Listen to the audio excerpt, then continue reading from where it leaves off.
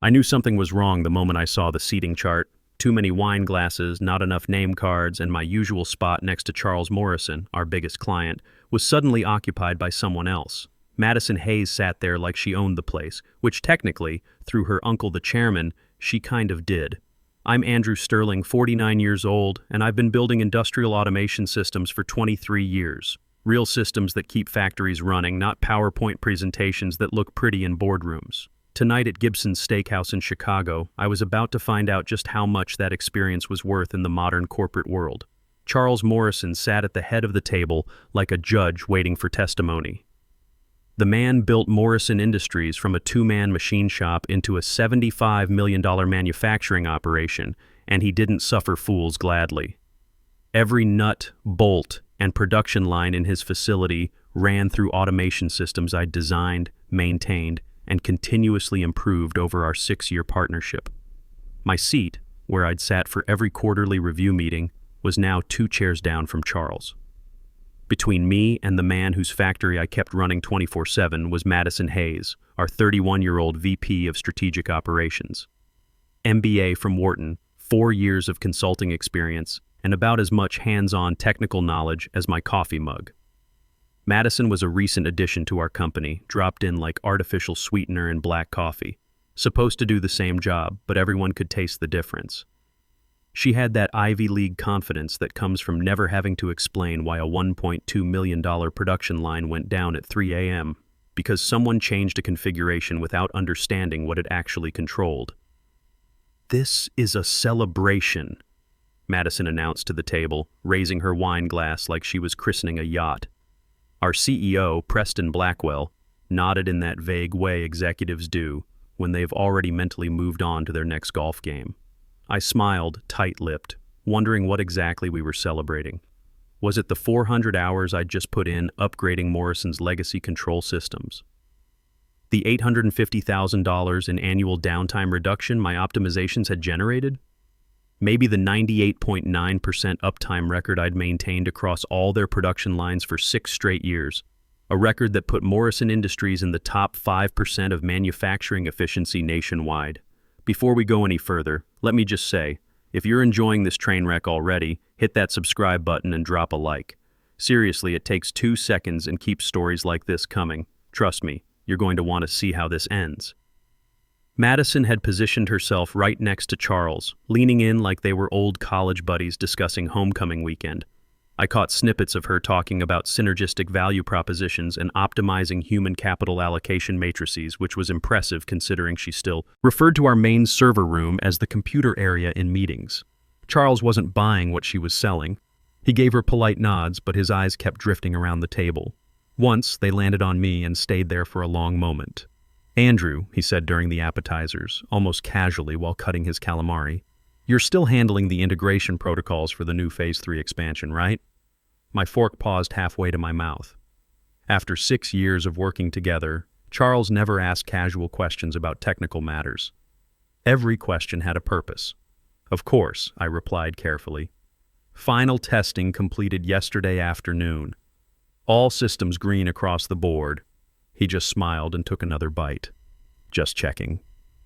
Madison cut in faster than a safety relay protecting a $1 million machine. "Actually, Charles, we're transitioning responsibilities as part of our organizational optimization initiative. Andrew's done phenomenal work, obviously, but we're moving toward a more agile delivery framework with fresh perspectives on our technical leadership paradigm." Translation: Madison was trying to box me out and take credit for systems I'd built from the ground up, debugged at 2 a.m., and continuously improved for over half a decade. Preston said nothing. Not surprising, he'd stopped noticing me once Madison started calling him Preston instead of Mr. Blackwell, and filling his calendar with strategic alignment sessions where we used to have 15-minute problem-solving conversations. I nodded politely and turned back to my plate.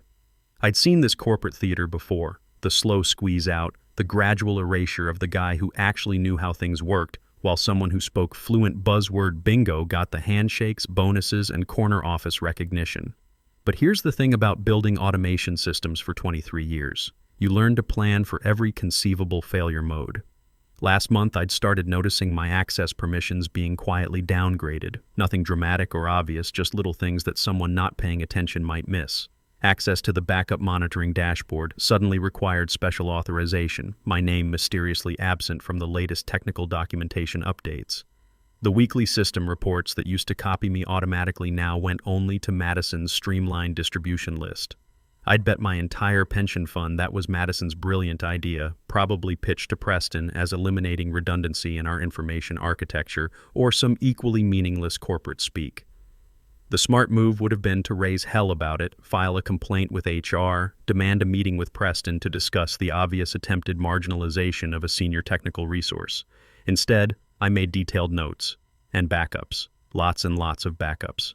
Tonight felt like the culmination of a strategy Madison had been executing for months. HR mysteriously absent from what should have been a major client celebration. Dinner. No other senior engineers invited to what was supposedly a team recognition event. Just me, Madison, Preston, and a client who kept glancing at me like we shared a secret. Maybe we did share a secret because Madison didn't know about several things that were about to become very relevant to her career prospects. She didn't know about the coffee meeting I'd had with Charles's operations director, Janet Phillips, 2 weeks ago at a little diner 20 miles outside the city.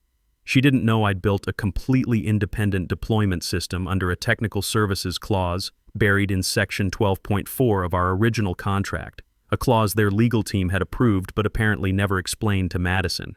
And she definitely didn't know what was going to happen when the main course arrived. The salmon hadn't even been served when Charles leaned back in his chair and said, "Andrew, I've got to ask you about those cascading fail-safe protocols you designed for our new production line. My operations team mentioned they're what prevented a complete shutdown during that power surge we had last month." I set down my water glass carefully, recognizing this wasn't small talk. Charles Morrison didn't make casual conversation about technical details, especially not at dinner. Every word was calculated. "The automatic load transfer system," I replied. "Yeah, when the main power fluctuated, the backup generators kicked in within 0.3 seconds. The production line never even registered the interruption." Charles nodded slowly. Janet ran the numbers. "That system saved us approximately $340,000 in lost production time and potential equipment damage." That wasn't a casual comment. That was a man who'd done very specific homework and wanted everyone at this table to understand exactly what value looked like in dollars and cents. Madison jumped into the conversation with all the grace of a forklift in a crystal shop. "Oh, absolutely. Our engineering team has been working on enhancing those architectural paradigms. I've actually got some really exciting innovations I'd love to show you that optimize our risk mitigation matrices and improve our overall system resilience frameworks." I had to take a sip of wine to keep from laughing out loud. The only thing Madison had been optimizing was her ability to use 5 buzzwords where one actual solution would do.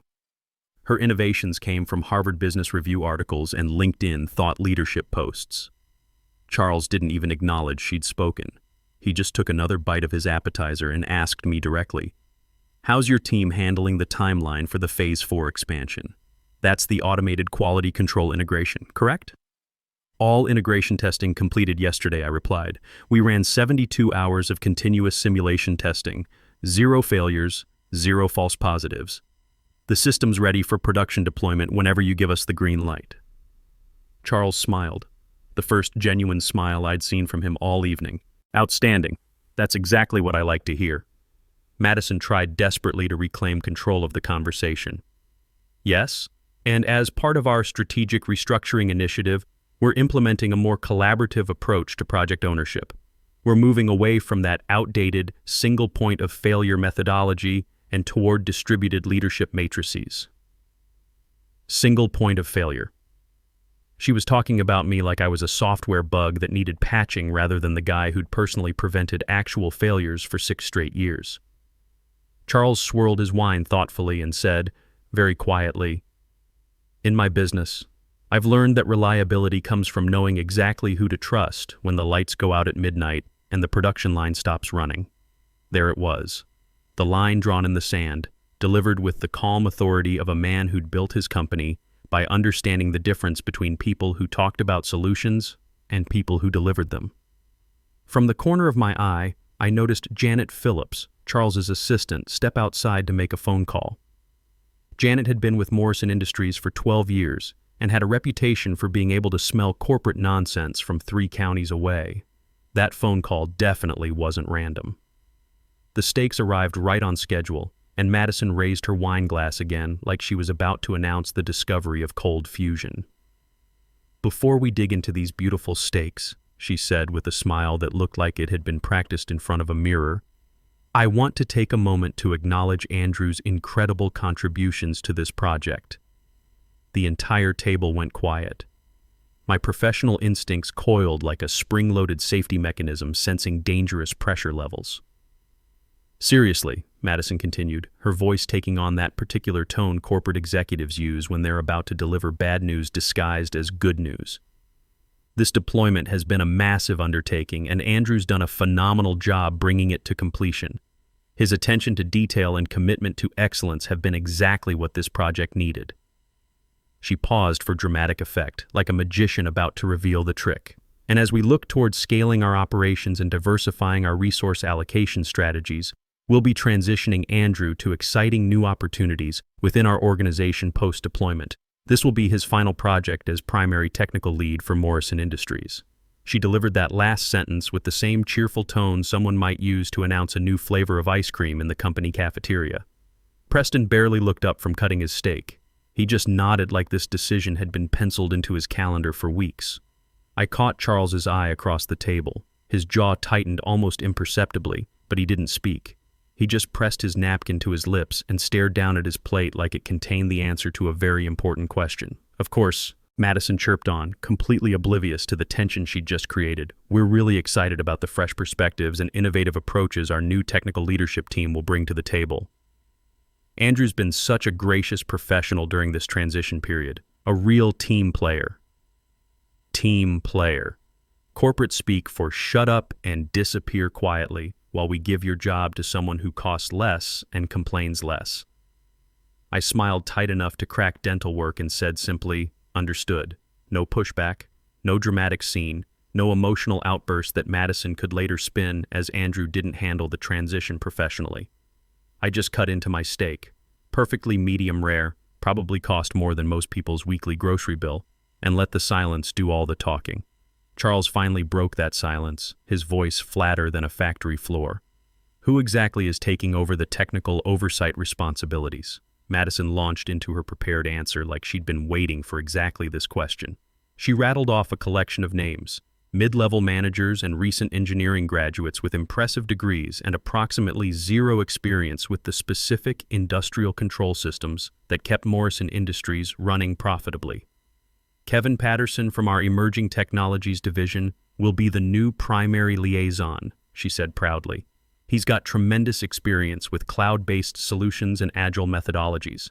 And Sarah Parker from our systems integration team will handle the day-to-day operational oversight. She's really excited about implementing some innovative optimization protocols." I knew Kevin Patterson. Nice kid, smart enough, but his tremendous experience consisted mainly of configuring software dashboards that looked impressive in demonstrations, but had never been tested under the pressure of a real manufacturing environment where a 10-minute system failure could cost $50,000 in lost production. Charles didn't respond to Madison's personnel announcements. He just reached for the salt shaker like the conversation bored him to tears.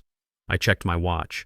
8:47 p.m. Time to start wrapping up this performance. "Excuse me," I said to our waiter as he passed by our table. "Could you box up whatever dessert you'd recommend? I need to head out a bit earlier than planned tonight." Madison perked up like a dog hearing a can opener. "Is everything okay, Andrew? Nothing urgent happening, I hope?" I shrugged with practiced nonchalance. "Just some final documentation I need to finish up before tomorrow. You know how it is. Crossing all the T's and dotting all the I's before a major transition. That wasn't technically a lie. What I needed to finish was transferring my access credentials, backing up the complete system architecture documentation, and activating the independent deployment infrastructure I'd been quietly building for the past 3 months. Ever since Madison first used the phrase legacy personnel optimization in a meeting where she thought I couldn't hear her. The rest of dinner played out like a wake where the corpse kept trying to participate in the conversation. Charles said maybe 20 words total. Preston made awkward small talk about his golf handicap and some charity fundraiser his wife was organizing. Madison filled every silence with corporate buzzword soup about momentum optimization and strategic paradigm shifts while methodically demolishing her chocolate cake like it had personally insulted her MBA thesis. When the server brought dessert menus around the table, I was the only person who actually ordered anything. Apple tart, I told him. And could you box that up to go? Thanks. Madison leaned back in her chair and raised her wine glass one final time, like a general saluting troops before sending them into hopeless battle. Here's to new chapters and exciting opportunities for everyone. I didn't raise my glass. Instead, I lifted my water and said, to clean endings and honest work. She laughed like I'd made a clever joke, completely missing the fact that I wasn't joking even slightly. Charles finally broke his extended silence as our plates were being cleared away. Andrew, I assume you have the complete deployment configurations and system documentation readily accessible? I paused for exactly one measured beat, long enough to let the question hang in the air, short enough to avoid seeming evasive. Everything's on my development system, yes. Final validation protocols completed at 4:30 this afternoon. All integration tests passed, all security protocols verified. Charles nodded once, a sharp motion like a judge gaveling a verdict. Excellent. That single word carried more weight than Madison's entire 20-minute presentation about organizational optimization frameworks. The table went dead quiet except for the soft jazz playing over the restaurant's sound system and the distant clatter of kitchen staff cleaning up from the dinner rush. Madison stared at both of us like she was watching a conversation in a foreign language she didn't quite understand. Preston scrolled through emails on his phone like he was desperately waiting for this dinner to release him from his corporate obligations. I folded my napkin with deliberate precision and placed it beside my empty water glass. This dinner had started as Madison's carefully orchestrated victory celebration. Now it felt more like the opening ceremony for a completely different kind of event. I excused myself before the boxed apple tart arrived, pressing my phone against my ear like I was taking an important call. Madison waved me off with the casual dismissiveness you'd use for a delivery driver you'd already tipped. I walked past the wine display and the unnecessarily pretentious hostess station until I found a quiet alcove near the restrooms. No security cameras, no other diners, just soft lighting and the kind of acoustic privacy you need for sensitive communications. I pulled out my phone, opened an encrypted messaging app that most people don't know exists, and typed exactly 4 words. Green light. Execute now. Then I powered the phone completely off. Not airplane mode, not silent, completely off. Because the moment that message reached its destination, a carefully constructed backup system would activate, and my role in this particular corporate theater production would fundamentally change. When I returned to the table 5 minutes later, my boxed dessert was waiting next to my chair. Charles's plate was completely empty. Janet Phillips was nowhere to be seen, which meant she was probably outside making the phone calls that would matter more than anything discussed at this dinner table. Madison looked up with what she probably thought was genuine concern. Hope everything's okay with your call. Everything's perfectly fine, I replied, settling back into my chair for the final act, just making sure all the right people have all the right information. She had no idea how true that statement really was. Madison tried to fill the awkward silence with more corporate cheerleading. We should definitely set up a comprehensive transition meeting next week. Walk through all the handoff protocols, make sure the knowledge transfer goes smoothly. I want to ensure our new team has everything they need to maintain the excellent service standards Morrison Industries deserves. If there's anything to transfer, I said quietly, taking a sip of my coffee. That made her pause mid-gesture, wine glass halfway to her lips. What do you mean by that, Andrew? I didn't answer immediately because right at that moment Preston's phone buzzed once, then Madison's phone buzzed, then both phones buzzed again in rapid succession, like some kind of electronic Morse code announcing that the world had just shifted on its axis. Charles reached into his briefcase with the deliberate precision of a surgeon and pulled out a thick manila folder. He set it on the white tablecloth next to his empty wine glass like he was laying down the winning card in a poker game that had been going on for hours. Nobody moved. Nobody spoke. The soft jazz kept playing, but somehow it felt like even the restaurant's background music was holding its breath. And somewhere across Chicago, in a secure server facility that Madison didn't know existed, a backup deployment system had just switched from standby mode to full operational status. The apple tart sat completely untouched when Charles set down his coffee cup with surgical precision and turned toward me like he'd been waiting all evening for the restaurant to finally quiet down enough for serious business. "Andrew," he said, his voice cutting through the ambient noise like a machinist's tool through soft metal. "Those deployment configurations we discussed, they're accessible on your system right now?" The air pressure in the room seemed to change. I set down my napkin and met his gaze directly. "They are. Fully validated last security update. Pushed at 6:45 this evening. All systems showing green across every metric that matters." Madison gave a nervous laugh that sounded like a car engine trying to start in cold weather. "Well, obviously we have everything mirrored on our internal systems. The engineering team has been preparing the official release package for next week's scheduled deployment." Charles raised one hand, palm flat, like a traffic cop stopping oncoming traffic. "Outstanding. Let's deploy it tonight at my facility." He stood up from the table in one fluid motion. No theatrics, no dramatic announcements, just the quiet authority of a man who'd made a decision and saw no reason to debate it with people who weren't qualified to understand the implications. Madison's fork hit her dessert plate with a sharp metallic sound. "Wait, what? You want to deploy tonight? As in right now, this evening?" Charles smoothed his jacket and checked his watch. "Is there a technical reason we shouldn't?" "Well, I mean—" Madison stammered, her corporate confidence suddenly evaporating like coolant from a cracked radiator. "The transition protocols haven't been finalized yet. Our legal department needs to review the handoff documentation. And technically the deployment environment is still under our firm's operational jurisdiction until the formal change management procedures are—" Charles didn't let her finish. "I have final deployment authority under Section 4.2 of our Master Service Agreement. The system's been validated, Andrew confirms it's ready for production, and I'm authorizing immediate implementation." He turned to me with the kind of look a plant manager gives his most reliable maintenance supervisor when the main production line goes down. "Shall we go make this happen?" I stood up without hesitation. No victory dance, no smart-ass comments, no theatrical gestures. Just the calm professionalism of a man who'd been building systems that worked for 23 years and wasn't about to stop now. Madison scrambled to her feet like someone had just announced a fire drill. "Andrew, wait. This isn't standard procedure. I mean, our team should definitely be present for any major system deployment. At minimum, one senior project manager should oversee—" Charles looked at her the way a factory owner might look at someone who just suggested he run his production schedule past the local book club for approval. "You're not needed," he said, with the kind of finality that doesn't invite follow-up questions. Janet Phillips appeared beside him holding his coat and that manila folder I'd been wondering about all evening. She handed both items to Charles without saying a word, then positioned herself between Madison and the exit, not blocking her exactly, but making it very clear that this conversation was over. Madison reached toward me with something approaching desperation. "Andrew, if this is some kind of misunderstanding, we can work it out. Let's just sit back down and discuss the proper protocols for—" I looked at her with what might have been sympathy if I'd had any left to spare. "Madison, you said it yourself. This is my final project as technical lead." Her face went the color of printer paper.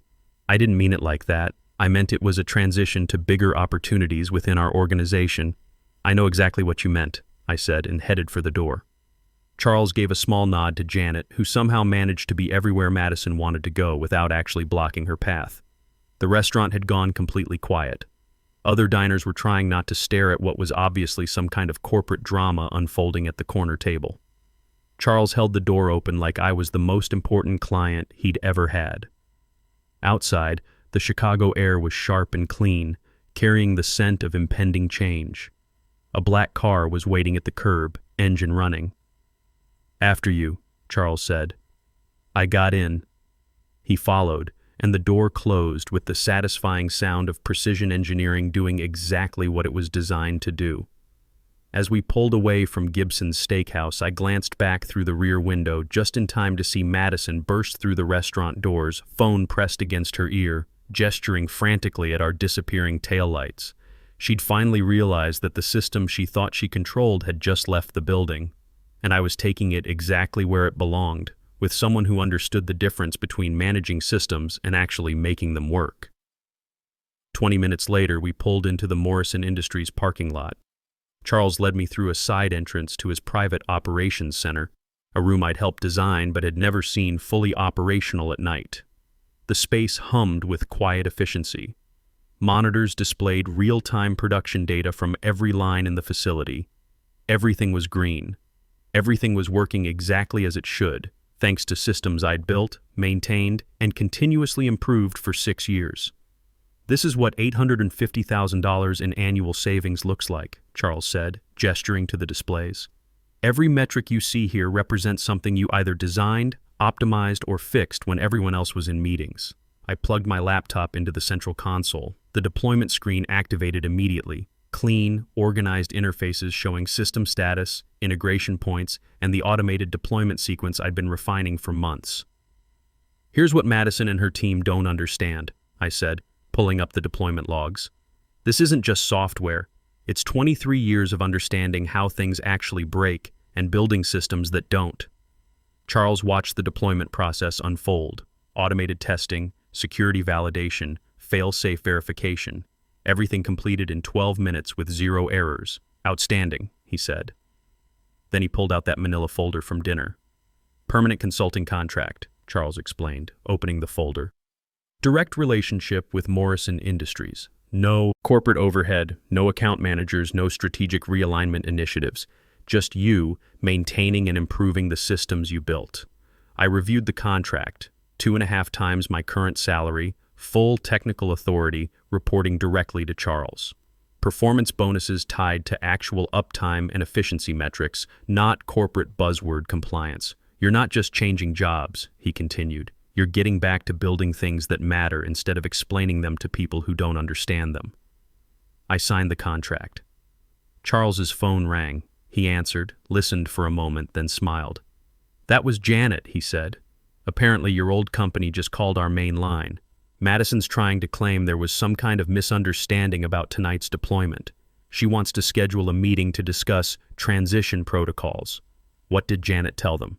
"That all future technical communications should go through our new chief systems architect." He handed me a business card with my name on it. "That's you, by the way." We spent the next hour running final system checks. Everything performed flawlessly. Better than expected, actually, because the independent deployment had eliminated the performance overhead from their corporate monitoring systems. At 11:30 p.m., Charles's operations director called with the final production numbers. The new deployment had improved overall system efficiency by 3.2% in its first hour online. "That's approximately $45,000 in additional annual savings," Charles calculated. "Your new system just paid for itself in the first month of your consulting contract." I packed up my laptop and headed for the door. For the first time in years, I was leaving work with the satisfaction of knowing that everything I'd built was exactly where it belonged, with someone who understood its value. The next morning, I got a text from my former colleague, Kevin Patterson. "Madison called an emergency meeting. She can't access any of the deployment systems. It says everything requires your authentication. Preston's asking questions she can't answer. What happened?" I replied, "Nothing happened. Everything's working exactly as designed. Good luck with the transition." I never heard from them again. 6 months later, Morrison Industries landed 3 new major contracts specifically because of our system reliability reputation. Charles sent me a bonus check with a note. "This is what happens when you invest in people who know the difference between presentations and performance." Madison? Last I heard, she was explaining to the board why they'd lost their biggest client and couldn't access the systems that ran their most profitable contracts. Turns out, there's a difference between managing people and managing systems. Madison never learned that distinction. But that wasn't my problem anymore. I was too busy building things that actually worked for someone who understood what that was worth.